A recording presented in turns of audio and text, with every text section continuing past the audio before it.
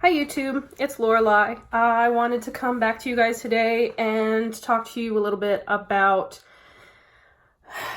the books that have affected my spirituality and helped me come on this spiritual journey. The first book I'm going to talk about, I actually don't have a copy of right now. It's in my shed, away with a bunch of my other books because we don't have a whole bunch of room for bookshelves in our house right now. So yeah, I have a copy of it, but it's not there. It's actually the one, I guess it's not the one fiction book, but it's the main fiction book that started me on seeing my spirituality in a different way. And it's called The Color Purple. Some of you may have heard of this book because it's a book that many of us read in high school or middle school. It's by Alice Walker. So The Color Purple talks about African American men and women and their way of life just after slavery ended and all this stuff. And this one woman in the book, she's not the main character, but she's an essential character.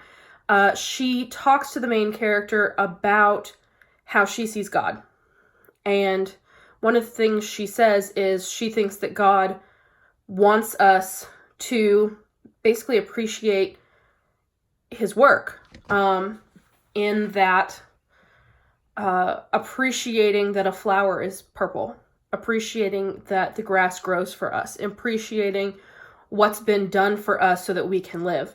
And it's a way, and it works, it's Christian based, but it works in a pagan, view as well. I mean, if you think about how the universe has manifested itself, we have beautiful plants that we can look at for beauty. We have herbs that we can use for different things, whether it's for seasonings or for metaphysical reasons, for medicinal purposes, any of those things. We have beautiful crystals that we can work with. We have animals and plants and other objects that we can work with. And all of this humans have taken and used for their own purposes, but also to help us, continue living and continue thriving.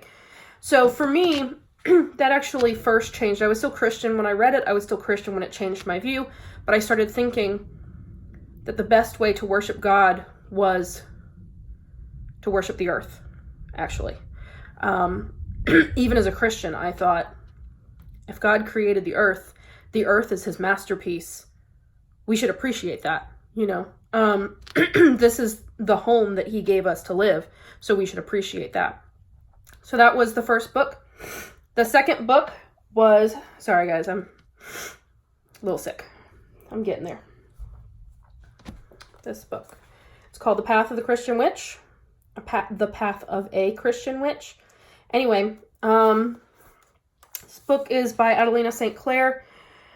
I found this book after speaking to some pagan friends, and they kind of opened me up to the idea of Christian witchcraft and Christo-paganism. I read this book and found that I resonated very deeply with it. I felt a lot of the same things that she felt, and I really, this book was kind of like my gateway drug to witchcraft. Yeah, that. After that, I started looking into more and more things. I would not consider myself a Christian witch anymore, but I did call myself a Christian witch for quite a long time. And this book helped me to kind of see how those two paths can come together and manifest together rather than separately or opposingly. The next one is Christo-paganism. This is by Joyce and River Higginbotham. It talks about an inclusive path. It actually breaks down Christianity and paganism separately, and then talks about them together.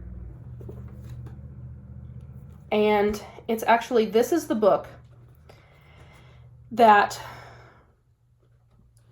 I got to a part of it where it talks about the historical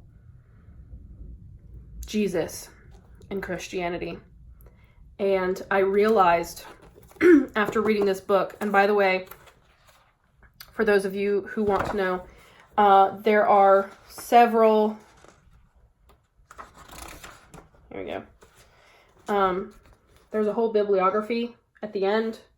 I mean, you can check all the, like where they got everything. You can check all their references. They tell you all that stuff. But there was a part during this where they were talking about the historical Jesus and the historical Christianity and how it came about. And I found myself, I was reading this book at work. I was working night shift at the time. We're doing shift work. And of course, night shift was almost always like, it was dead a lot of times. So I was probably reading this about 2 o'clock in the morning. And as you can see, I made like notes and stuff in it. So I'm like making notes as I go and everything. And it just hits me that what I've grown up believing my entire life isn't true or doesn't fit. And I had to go on a break because I ended up like bawling my eyes out because I finally realized that Christianity does not work for me. And I had been such a, I don't know, I'd been such a Christian. I'd been very much in line. I'd tried to live my life very much in line with Christian beliefs. And I really thought I knew what I was talking about. And I didn't. I mean, and the thing is, it kind of like, the way that I look at it is it shattered my vision of what Christianity was supposed to be. It took the veil from over my eyes and made me go, the historical part of it does not line up with what I was taught to believe. And I didn't know how to reconcile that. And in some ways, I still don't know how to reconcile that. In some ways, I'm still struggling with that. But I'm not struggling with it quite as much because I don't consider myself Christian anymore. So I don't really worry about that too much because it's not my deal. It's someone else's deal to deal with. Kind of how that works. The last book that I would say really changed my spirituality and really made me believe the way that I believe today is this book right here. It's called God's Debris. It's a thought experiment. It is told in a story setting, so it's like semi-fictional, but it's more of a thought experiment. So I would put this in like self-help rather than fiction, but it is wrapped in a story. I don't know if you guys recognize this, but it's by Scott Adams. He's the creator of Dilbert. Dilbert is a comic that's shown up in the Sunday newspaper like forever. He's pretty famous for Dilbert. And this is actually from the back of the book. God's Debris is the first non-Dilbert, non-humor book by best-selling author Scott Adams, creator of Dilbert. So it is. It's a thought experiment wrapped in a story. And it kind of talks about what if there was a God that created everything, and the way that he created everything was by destroying himself. And we're what's left, basically. We are God's debris. We're what's left of him. And as we go through life and, create relationships with other people, it's the part in me that's God, and the part in you that's God, and the part in you that's God, that we all kind of see that relationship, and we need to be a part of each other's lives because it's the part of us, it's the divine in us wanting to come back together. Which is interesting because when I was reading this, one of the things that came to mind was the yoga popular saying for yoga, which is namaste, which means the divine in me greets the divine in you. So I really, really liked this book. It made me think a little bit differently. I liked a lot of the concepts in it. My dad read this book before me, and he did not tell me to read this book. I came upon it myself, and I ended up talking to him about it because I knew he liked Dilbert. And so I knew he liked Scott Adams. And he was like, oh yeah, I read that book. And he didn't like it, which is funny to me.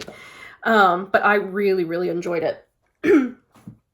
So I will put these down below and kind of link them, I guess, on Amazon or something. So if you're interested, you can take a look at them.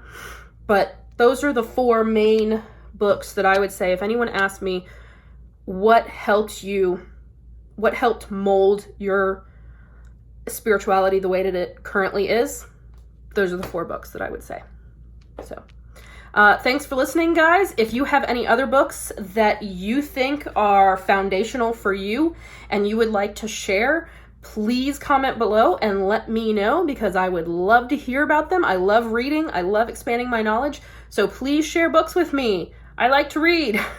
So other than that, have a great day, guys. Bye.